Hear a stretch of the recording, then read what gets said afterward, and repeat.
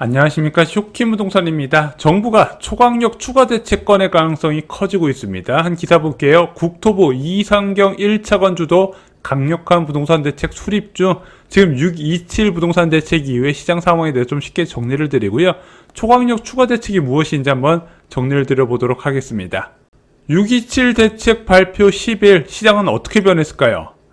여러분들도 다 아실 거예요. 고가주택 위주로 매수 심리가 크게 위축이 됐습니다. 지금 20억 초과 아파트는 빠르게 매수 심리가 식고 있고요. 급매도 지금 많이 나온 상황이에요. 특히 고가 아파트일수록 초고가 아파트일수록 더 상황이 안 좋습니다. 자, 그리고 12억에서 20억 아파트는요. 20억 초과 아파트하고 비슷하게 조용한데 그럼에도 불구하고 거래는 간간히 된다고 해요.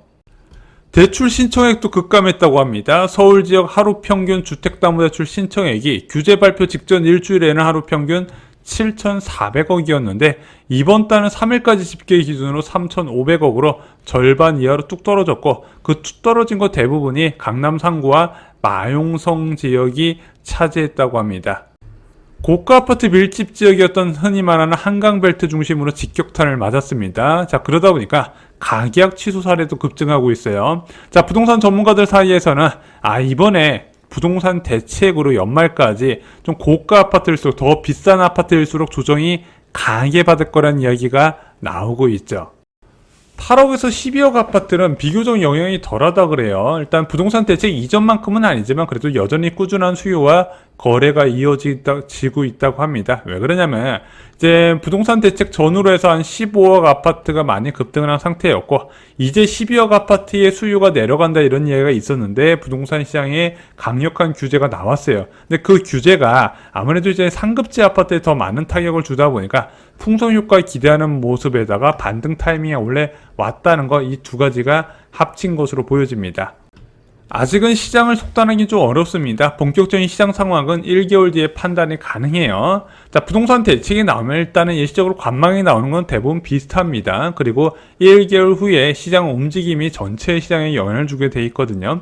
근데 이번에 주목하셔야 되는 거는 원래 시장이 이제 관망세에서 벗어나거나 회복기에 들어가게 된다면 잠실이 먼저 움직였단 말입니다. 잠실 움직이면서 강남, 서초, 마포 이런 데까지 다 영향을 줬는데 이번에는 좀 다를 가능성이 있지 않을까 좀 보고 있는 거예요. 왜? 잠실 지역을 비롯한 상급지는 규제가 강력하게 적용됐고 그 외 지역은 수요가 좀 덜할 요인이 그렇게 많지는 않거든요. 그래서 이런 것도 한번 관점 포인트가 되지 않을까 생각이 듭니다.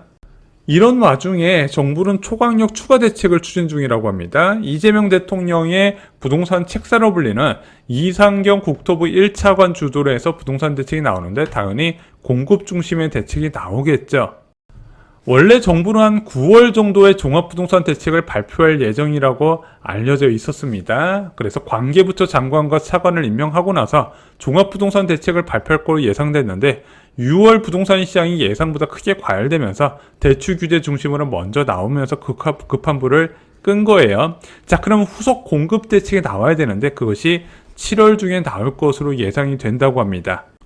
어떤 내용이 포함되냐? 언론 보도를 종합하면 일단 3기 신도시 속도를 올린다는 내용은 당연히 포함이 돼요. 지금 여기가 좀 사업이 지연되는 이유 중 하나가 바로 1,800여 개에 달하는 공장과 제조업체의 이전이 좀 딜레이 됐기 때문인데 이것을 좀 속도를 업하는 방법이 이번 대책이 포함이 될 것 같고요. 그리고 각 정부는 보통 자기네들의 주거 정책이 하나 나온다 말씀드렸죠. 그래서 아마 이재명 정부의 트레이드 마크가 될 저소득층을 위한 주거 방안이 포함될 것으로 보여집니다. 마지막으로 부동산 개발 수익을 저소득층과 공유하는 방안도 이번에 포함될 가능성이 있어 보여요.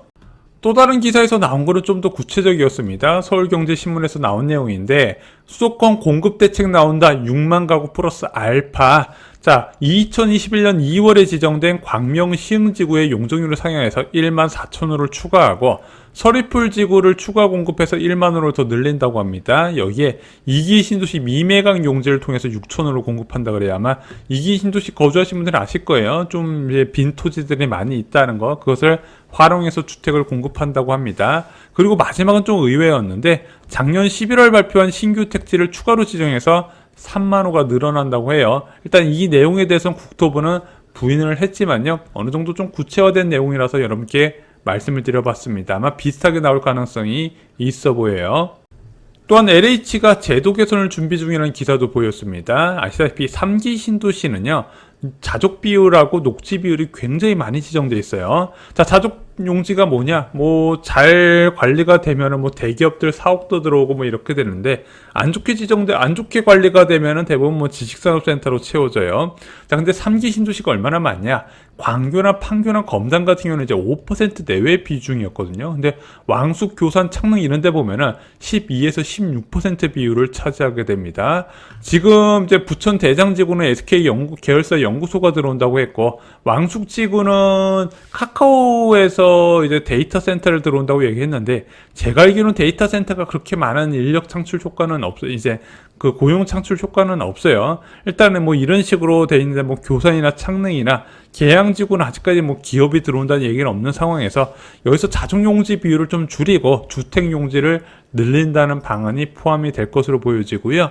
또한 왕숙이나 창릉, 교산지구에 녹지 비율이 한 거의 40% 가까이 된다고 합니다. 이것도 1기 신도시, 2기 신도시에 비해서 굉장히 높은 비율이에요. 이것도 조절되는 방안이 이번에 나오게 될 것 같습니다.